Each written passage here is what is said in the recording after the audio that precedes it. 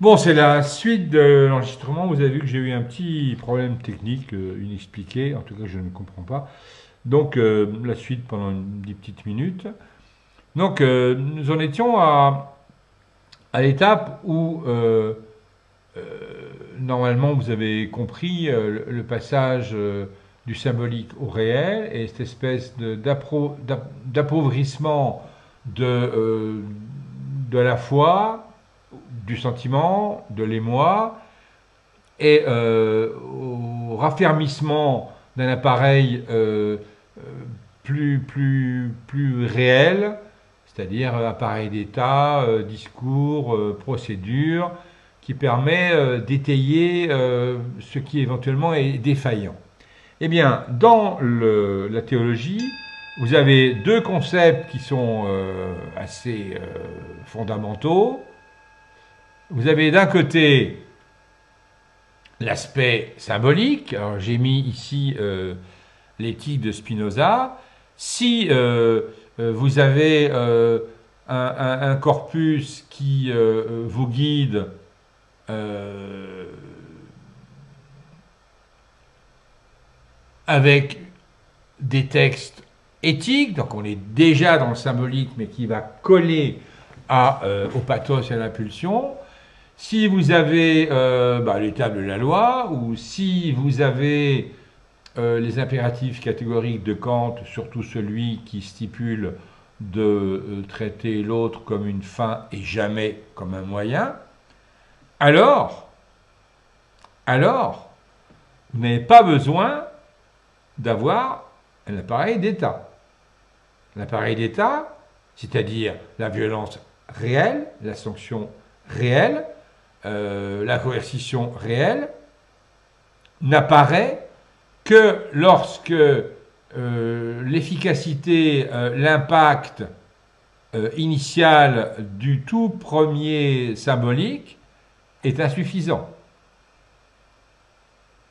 C'est le problème de la sanction, c'est le problème de la potestas qui étaye l'imperium quand l'autoritas est insuffisante. Je vous renvoie à un cours là-dessus que vous trouverez sur mon site et qui s'appelle Auctoritas et Imperium. Alors, dans la théologie, Paul, dans Romains 8.4, a deux concepts extrêmement intéressants. Catapneuma, selon l'esprit, je vous avais dit de garder en mémoire le pneumatikos de tout à l'heure, qu'on va traduire, alors même s'il y a une nuance, ce n'est pas exactement la même chose, mais pour l'articulation du raisonnement aujourd'hui, l'assimilation fonctionne, selon le symbolique, donc vous avez de la spiritualité, vous avez de l'abstraction par rapport au réel, abstraction, on se détache du réel, vous avez une symbolisation, le symbole étant, symbolon, étant la présence de l'absence, et vous avez une distanciation d'avec le réel, d'avec la chair. Et puis, en face, si j'ose dire, le deuxième concept, c'est katasarka, selon la chair, selon le réel, sachant qu'il y a une nuance, mais que tagada, tagada, tagada. Et là, vous avez une immédiateté, c'est-à-dire, j'ai séparé le préfixe du radical, c'est-à-dire que ce qui se passe au niveau de la chair passe à l'acte immédiatement, sans formalisation symbolique et donc sans distanciation. Alors on peut corriger, hein, il apparaît que le passage à l'acte agressif n'est jamais brut de fonderie, n'est jamais uniquement pulsionnel, mais qu'il passe peu ou prou par le truchement d'un cadre théâtral, des sketchs en quelque sorte, et ces sketchs dépendent de la culture du milieu. C'est assez compliqué à entendre, c'est encore plus compliqué à percevoir, parce que quand il y a un acte violent, on est tellement dans la sidération qu'on n'a pas le temps de dire, tiens, l'autre en face qui m'agresse, il passe par une forme théâtrale, une forme sketcheuse, qui sert de cadre à une pulsion. Je ferme la parenthèse, mais vous avez un thème de réflexion Assez intéressant tout de même, assez intéressant. Voilà.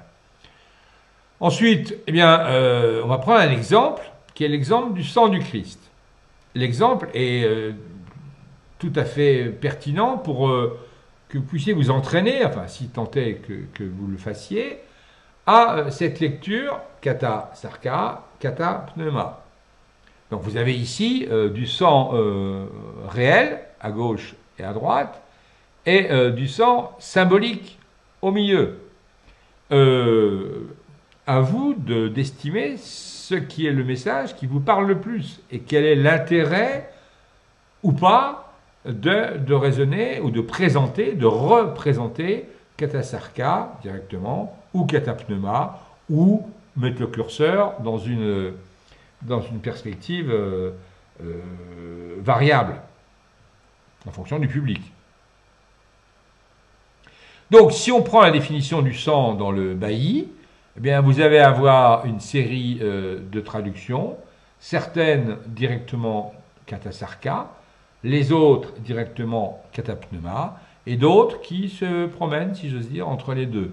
Donc, sang, katasarka, meurtre, on est déjà dans la métonymie, ensuite menstru, katasarka, parent, parenté, katapneuma, âme, katapneuma, courage, katapneuma évidemment, vin, entre les deux, vous avez une métonymie avec le rouge, mais en même temps vous avez une fonction symbolique du vin qui à la fois fait plaisir et peut saouler au sens propre du terme. Donc, les deux acceptions se retrouvent partout. Alors, dans le Nouveau Testament, je reviens au texte d'origine,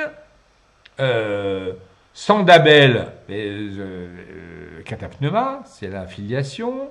Je passe les autres parce que je ne vais pas passer un temps infini là-dessus. Alors, il peut être explicitement symbolique. Hein, si vous ne buvez mon sang, qui boit mon sang est en vérité un breuvage, mon sang demeure en moi et o trogon mu ten sacra kai pinon mu to aima en emoi menei kago en auto. Ça n'est pas un appel au cannibalisme, ça n'est pas un appel à l'anthropophagie, c'est au mieux un appel à l'introjection, c'est-à-dire au partage symbolique de l'autre dans une entité qui va à la fois vous modifier et, en théorie du moins, modifier l'autre. Je ne sais pas si vous modifiez le Christ, mais dans l'introjection, il y a une sorte de modification bilatérale. Voilà. Encore une fois, ce ne sont que des exemples, je ne vais pas tout faire, ce serait évidemment trop long. Alors, conclusion 1.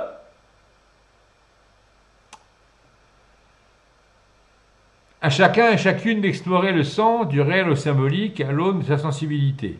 Alors, c'est vrai qu'initialement, moi je pensais être davantage polémique et avoir un discours dans la thématique suivante où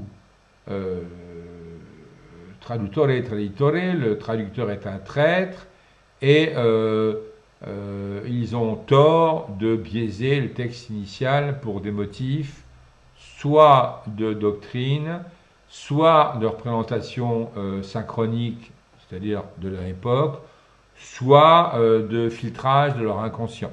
Voilà. En réalité,